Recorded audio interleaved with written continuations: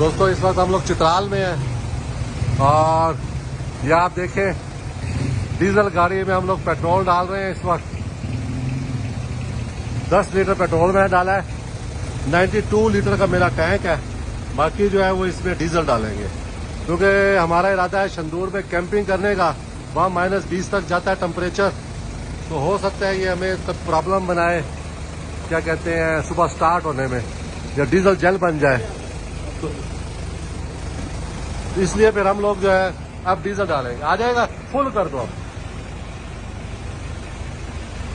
अब डीजल डाल रहे हैं ये। तो ये हम लोग तो करते हैं अपने रिस्क पे, क्योंकि इसका जो फ्यूल पंप है उसका प्रॉब्लम हो सकता है।